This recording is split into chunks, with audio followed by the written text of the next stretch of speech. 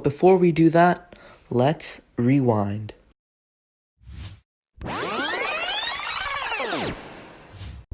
What's up guys, welcome back to the channel. If you haven't figured it out already, today we're gonna be building a mini air hockey robot. So basically a couple of weeks ago, I found this this mini air hockey table. I knew that we had it, but Ooh, get off the screen, you're so unfunny. wait, but, aren't we the same person? Okay, you know what, I'm taking over now. Hi, my name's Avi, and I have no idea what I'm doing. Alright, so this is the test of the mini air hockey robot. Basically, this thing is gonna move side to side like this. It's gonna protect the goal from incoming pucks, and then to hit it back, just gonna go like this. All right, let's try and hit it. Ooh. Right, there we go. Oh, what a goal! I'm so sorry for the terrible camera work. You can't actually see it, but the puck did go into the goal there. Yeah, it's, as you can see, it's really unstable when you hit it. Wait, let me just try swinging it. It's really unstable and out of control, so I'm gonna fix that next time I build it. Alright, so let's plan out the design in the 3D model. These parts are basically representing like the motors and the brick, and then I'm just gonna constrain them together. So the last time, I realized in the first iteration that one motor powering the sliding is not enough, so this time I'm going to use two.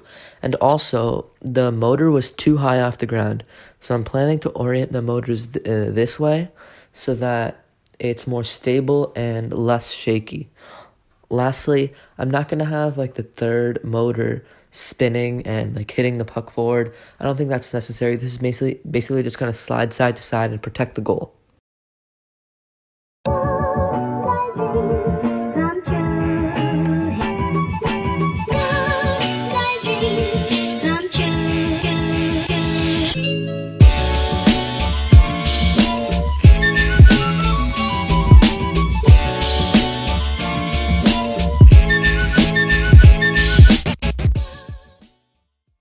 Alright, we're playing first to 5 against Arav and using the air hockey robot. Again, the air hockey robot can't actually like hit it forward, so we're basically just gonna defend. We've actually and I'm using the controller. We've done this Alright, let's go. Let's pretend we Ooh, ooh. Alright.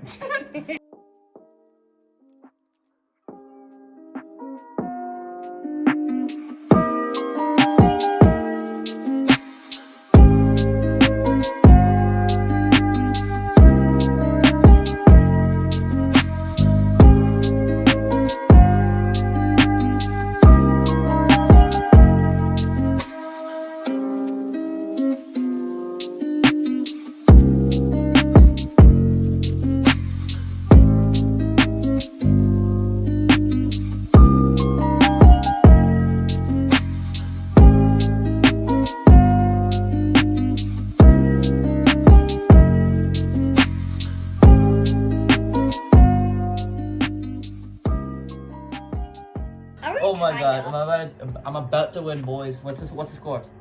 What do you have? 4-4, right? Wait, I'm not ready. Are you ready? Yeah. Final point. I can't lose against the robot. Clutch up. Don't controller player me! Clutch up. Come on.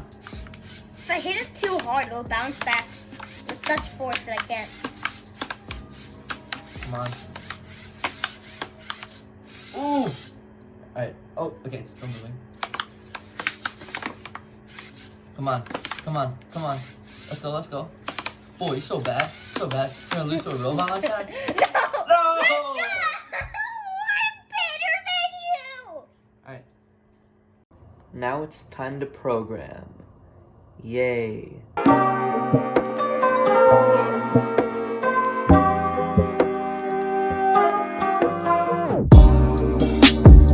My plan for this project is to use the webcam on my laptop and track the puck in real time.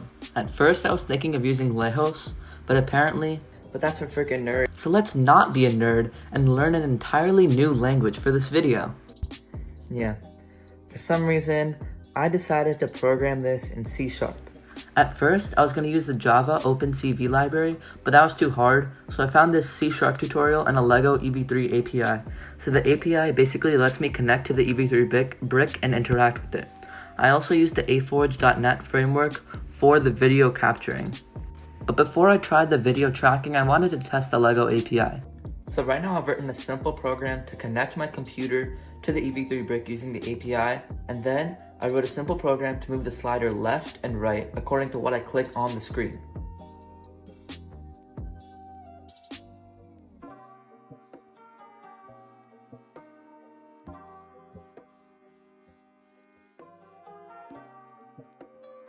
Now to actually track the puck, I put a color filter on the program so that it only displays the red pixels. Then, the program identifies those little blobs of red. The area of the screen that has the most amount of blobs is most likely the puck. After identifying the largest shape on screen, I can find its coordinates so I can move the motors accordingly. I'm not actually coding, I'm kind of just pressing random keys just to get the shot. Alright, so here's the first test of the program. So I'm basically waving like the red paddle in front of the webcam, and if the paddle is on the left side, then the robot starts sliding to the left, and if it's on the right side, then the robot starts sliding to the right. Now the strategy for defending the goal is actually pretty simple. I essentially take the Y position of the puck in the current frame and subtract it from the Y position of the puck in the previous frame in order to get the difference. If the difference is positive, then the puck moves to the right, and if the difference is negative, it moves to the left. Are you tired of having to play by yourself? Suffering from the lack of a social life?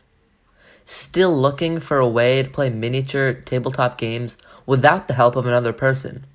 Well then, you should try the mini air hockey robot. Our expert scientists have been working on this product for over 10 minutes, and we here at BPC believe that it's time for the world to see it. If you call right now, you can get your very own mini air hockey robot for just $4.99. That's right, $499. Call 1-800-USELESS to get yours today. But be careful, supply is limited. We only have one in stock. We'll be right back. So it wasn't the most successful robot, I don't think, but it was like a pretty fun programming thing, especially with like the real-time object detection. Now with that real-time feed, there's obviously going to be a delay because the EV3 takes time to like process the command from the computer, and the computer takes time to process the image. Yeah, so all that time is why it's like kind of twitchy, and then in action, like by the time the robot is senses the puck and is starting to move, by that time the puck is probably already moving in a different direction, which is why it's always like twitching back and forth. Also, with the EV3, the built-in motor controllers aren't very accurate, which is why I didn't really use them very much, so the robot doesn't really know where it is. If the motor controls were more accurate, then I'd probably program it so that it slides to different positions. So there's like a center position, then it could slide to this position, and then it would have to like calibrate back to the center somehow. But it's very difficult to figure out where exactly the motor is, which is why I had to do it based on the difference, and that could obviously cause some problems. Anyway, if I were to redo this, I think the hardware was pretty good for now, but again, I'd have to like work through some of these software bugs, and yeah, this was a pretty good experience, I think, for my first time using C#, and overall it was a pretty fun project.